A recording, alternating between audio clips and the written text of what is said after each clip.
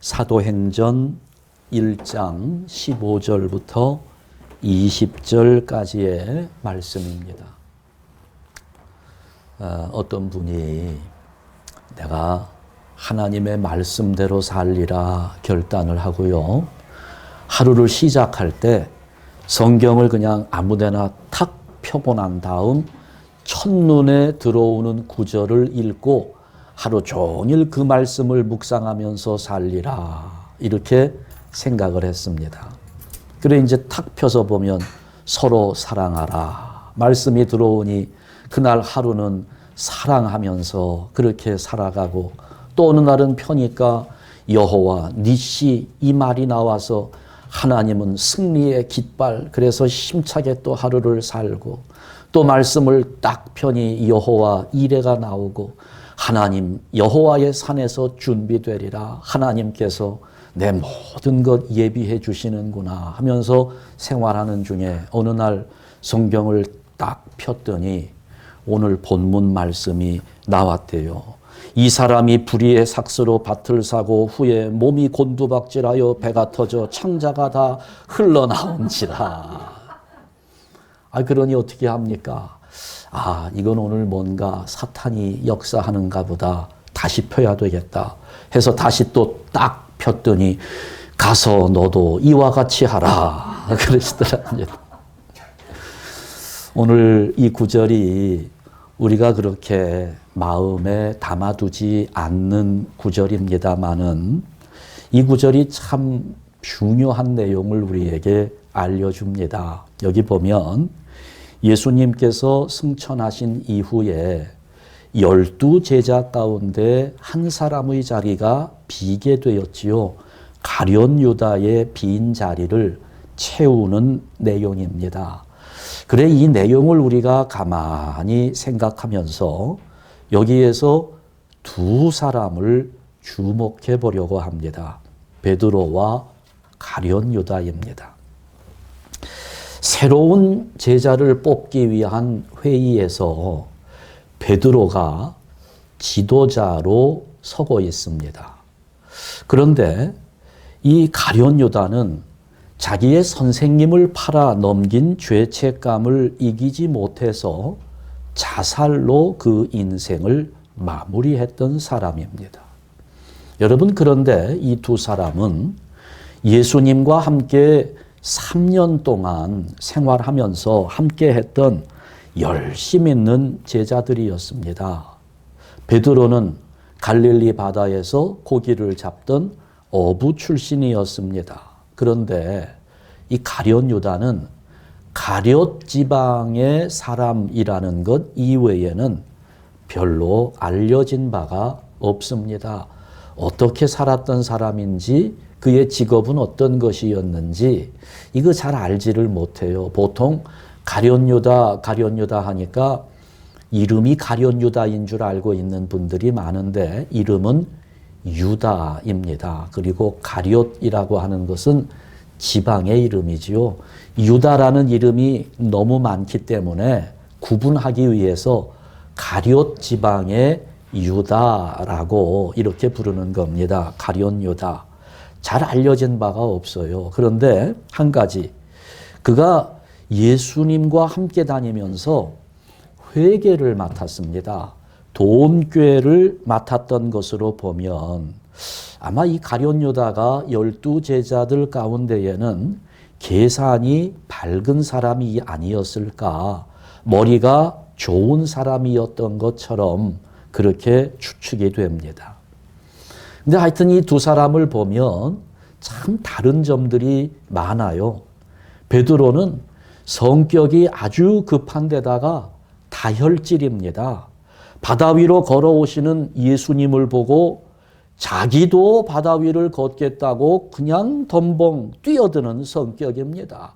앞뒤를 잘 재지 않는 사람이었어요. 더군다나 자기의 속마음을 감추지 못하는 성격입니다. 예수님이 뭔가 질문을 하시면 가장 먼저 대답했던 사람이지요. 또 예수님을 잡겠다가 온 군사들이 있을 때 그냥 칼을 빼가지고 내리쳐서 귀를 잘라버릴 정도로 다혈질입니다. 앞뒤를 가리지 않고 그냥 덤벼드는 것이 베드로의 성격이었습니다. 그에 비해서 유다는 아주 차분한 성격을 가지고 있는 것으로 보여요. 성경을 읽어보면 웬만해서는 이 유다가 잘 나서지 않습니다. 더군다나 그 마지막 만찬 자리에서는 예수님께서 이 가운데 한 사람이 나를 팔아넘길 것이다.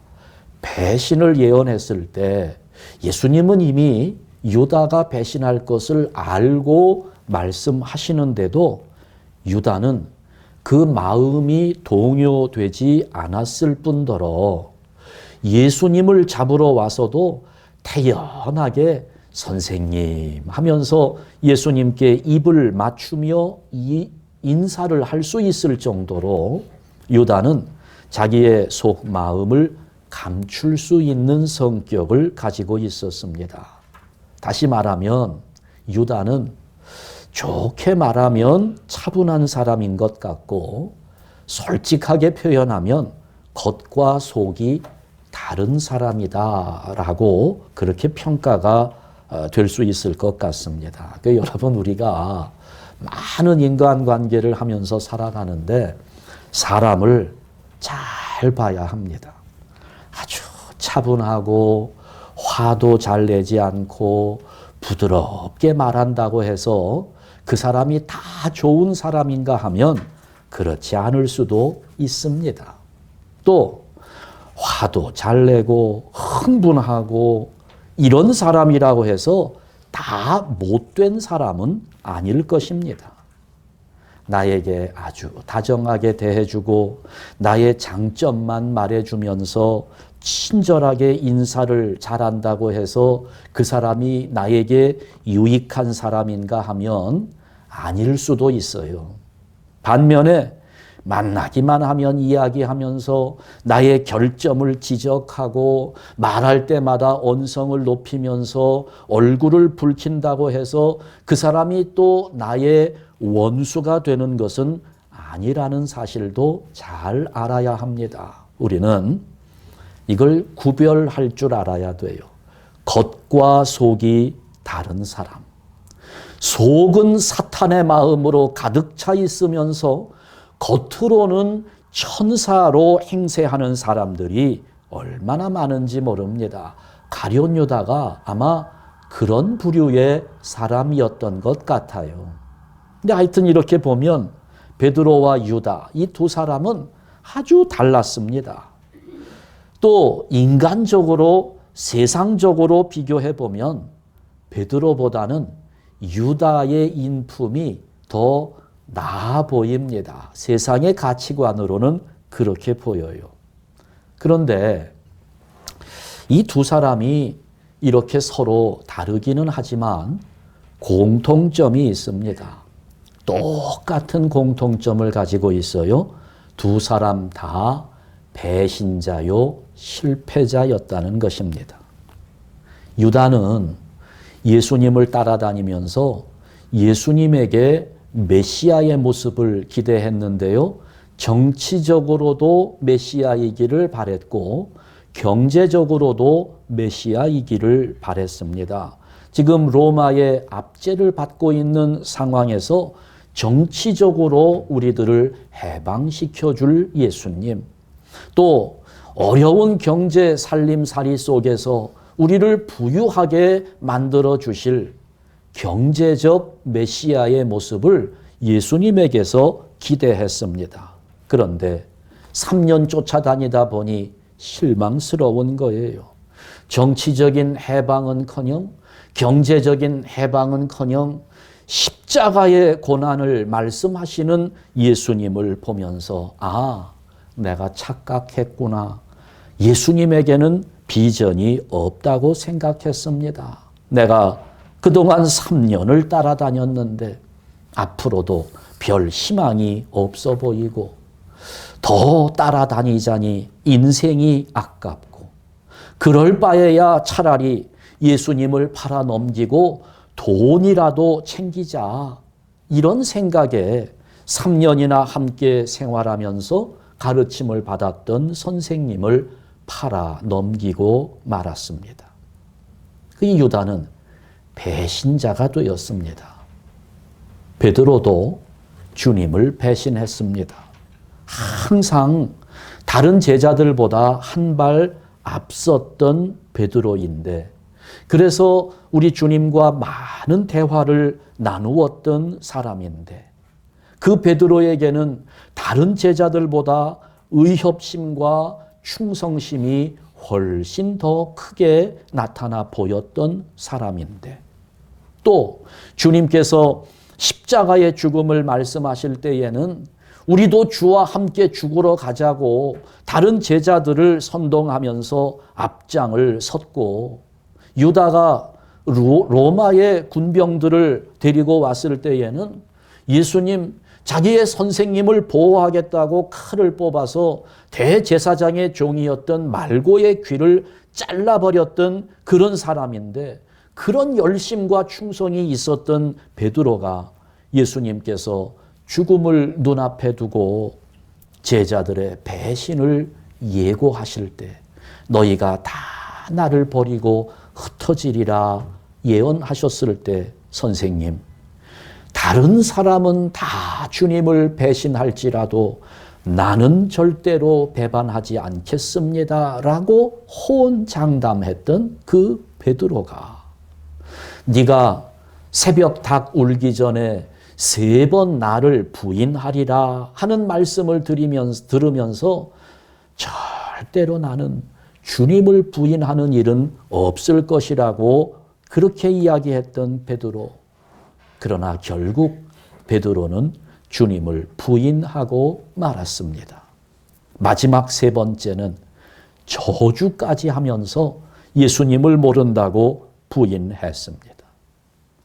이렇게 가룟 유다도 배신자요, 베드로도 배신자가 되었습니다. 그러니 이렇게 자기들이 3년 동안이나 따라다녔던 선생님을 배신한 이 두 사람 모두 죄책감에 절망했습니다. 내가 은 30에 선생님을 팔아넘기다니. 유다의 절망입니다. 내가 왜 주님을 모른다고 했을까? 아니, 그 계집종이 뭐가 두렵다고 왜 주님을 부인했을까?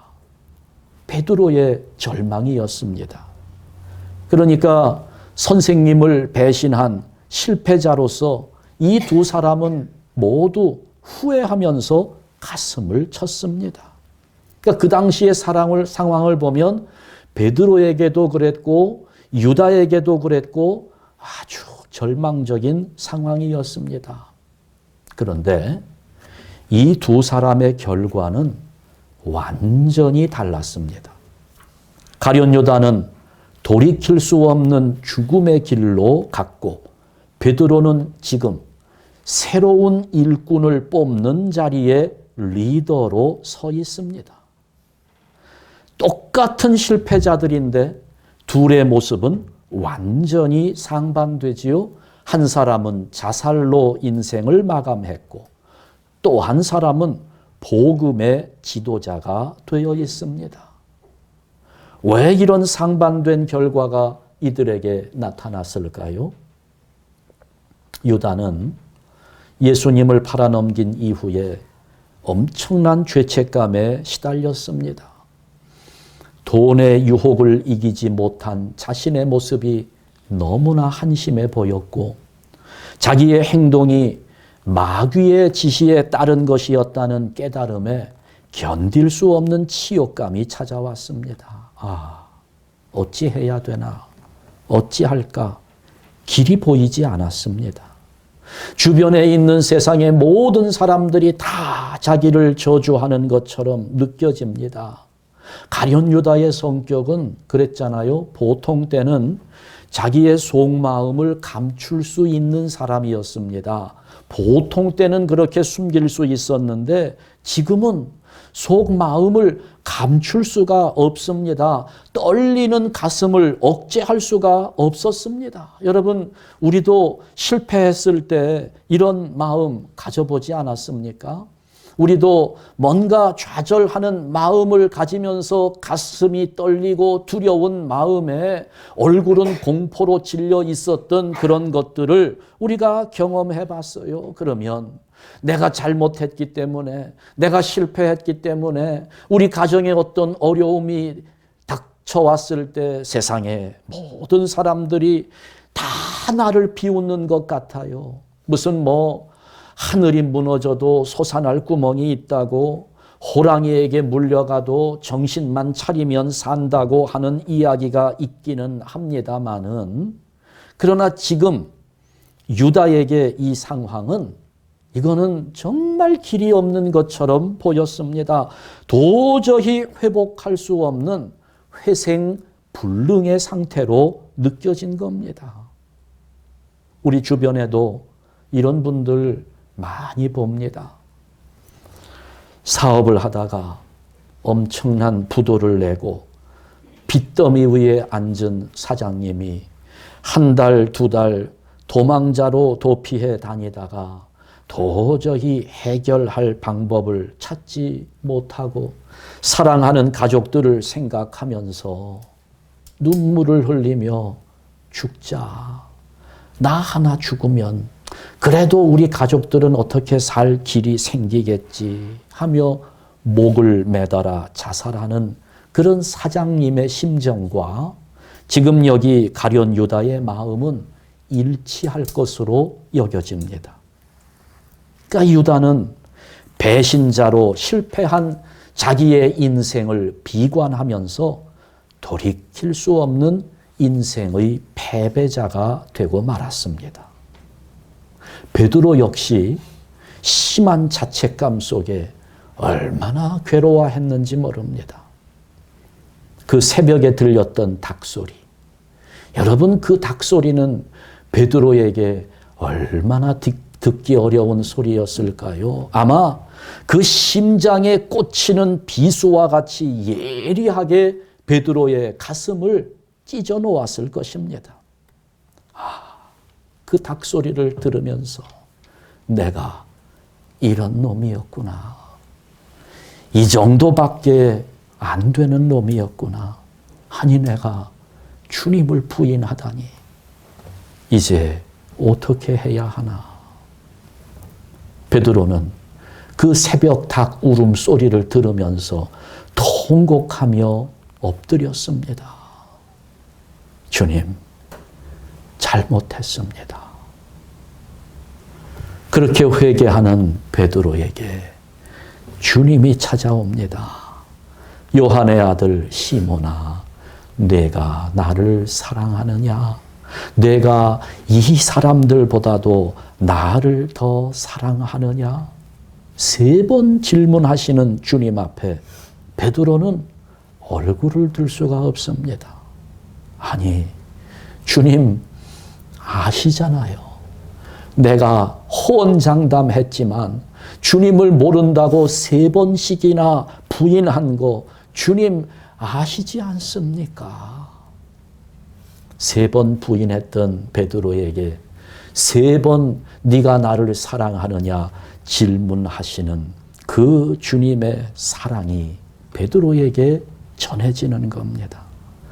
주님, 아니 내가 주님을 3번이나 부인했는데 그런데도 이렇게 나를 찾아와 주시고 이렇게 사랑의 음성을 들려주십니까? 제가 설교 준비를 하는데 이 음성이 저에게도 들려요. 설교 준비를 이렇게 하면서 원고를 정리하는데 우리 주님이 야, 사랑하는 내 종 이순환 목사야, 네가 나를 사랑하느냐 하는 음성이 귀에 들리는 것 같은데 이게 눈물이 쏟아지는 겁니다. 아니 이렇게 못난 나를 하면서 지나온 목회의 모든 여정들이 쭉 생각이 나요. 아니 주님, 내가 한 번도 주님의 역사 멋있게 이루어 본 적도 없는데, 한 번도 주님의 역사라고 성공적으로 해본 적도 없는데 그냥 실패를 거듭하고 그렇게 해온 나를 아니 우리 주님 찾아주셔서 네가 나를 사랑하느냐 이렇게 물어주십니까? 차마 주님, 내가 주님을 사랑합니다 라고 대답은 할 수 없었어요. 그런데 확신이 드는 겁니다. 아, 이것이 주님의 사랑이구나. 내가 부족해도, 내가 실패했어도, 그래서 세상 사람들은 다 나를 조롱하고 할지라도 그래도 주님은 잊지 않으시고 찾아오셔서 네가 나를 사랑하느냐 물어봐 주시는 그 사랑을 가진 주님이시구나 하는 깨달음이 옵니다. 여러분, 우리가 살면서 아무리 큰 실패를 했어도, 아무리 큰 잘못을 했어도 주님은 결코 우리를 버리지 않으시고 사랑의 마음으로 찾아와 주시는 분이심을 믿으시기 바랍니다. 이 사랑이 베드로를 다시 일으켜 세웠습니다. 베드로는 다시 일어났어요. 주님의 나라를 바라보면서 예수님을 따라다니다가 그만 계집종 앞에서 가로막혔던 그 장벽을 넘지 못해서 절망하고 좌절했던 베드로가 이제 다시 일어나서 주님의 능력을 힘입고 그 장벽을 뛰어넘은 것입니다. 그러니까 여러분, 자살로 인생을 마감했던 유다의 배신은 인생의 실패로 끝나버렸지만 똑같은 배신자였던 베드로에게 있어서의 실패는 실패가 아니라 시련이었다는 것입니다. 이걸 우리가 분별할 수 있어야 합니다. 실패인가 시련인가? 여러분, 베드로가 예수님을 모른다고 부인했던 그 실패는 오히려 베드로를 더 멀리 뛰어가게 하는 디딤돌의 역할을 해 주었습니다. 하나님 앞에 회개하면서 시련을 극복한 이 베드로에게 이제 더 이상은 두려움이 없었습니다. 계집종 앞에서 나는 예수님을 모른다고 부인했던 겁쟁이 베드로가 이제는 대제사장들과 장로들 앞에서도 담대하게 예수 그리스도가 우리의 주님이시라고 자신 있게 선포하는 능력 있는 제자로 변했습니다. 한 번 설교하니 3,000명, 5,000명씩 회개하는 놀라운 역사를 일으키는 제자가 되었습니다. 지난 주일에 살핀 대로 나면서부터 안전뱅이가 되었던 자를 일으키는 기적을 만들었고, 십자가에 거꾸로 매달려 화형을 당하기까지 충성을 다하면서 하나님께 영광을 돌리는 인생의 승리자가 되었던 것입니다. 똑같은 실패자의 자리에서 한 사람은 인생의 패배자로 마감하였고 또 한 사람은 인생의 승리자로 거듭나는 역사를 이루는 모습을 우리가 보는 겁니다. 자, 그렇다면 여러분, 우리는 이 두 사람 중에 누구를 모델로 삼고 따라야 할까요? 누가 우리의 모델이 되겠습니까? 그렇습니다. 베드로입니다. 우리 역시 실패자들입니다. 실패했습니다. 지난 팬데믹 기간 중에 우리의 실패는 여실히 드러나 버리고 말았습니다. 예수님보다 바이러스가 더 크게 보였습니다. 그게 더 두려웠습니다. 그래서 우리는 위축됐습니다. 신앙생활을 뒤로 미루었습니다. 그러다 보니 팬데믹 이후에 지금 교회를 떠나는 사람들이 얼마나 많은지 모릅니다. 교회들마다 출석 인원은 팬데믹 이전보다 절반 수준으로 감소해버렸습니다. 바이러스가 커 보이기 때문에, 예수님보다 바이러스가 더 두렵기 때문에 신앙생활을 뒤로 미루면서 2년 이상 지내다 보니 이제는 교회 갈 엄두가 나지를 않습니다. 신앙생활을 다시 시작할 용기가 생기지 않습니다. 그러니 오늘 우리의 현재 모습을 보게 되면 베드로와 가룟 유다가 실패했던 그 상황과 조금도 다르지 않습니다. 그런데 그렇다고, 그렇게 실패했다고 유다처럼 모든 것을 포기하고 뒤로 돌아가야 되겠는가?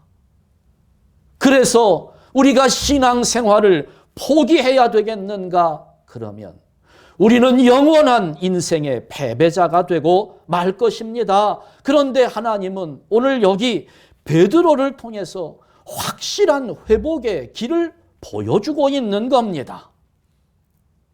다시 시작할 수 있는 길을 열어주신 거예요.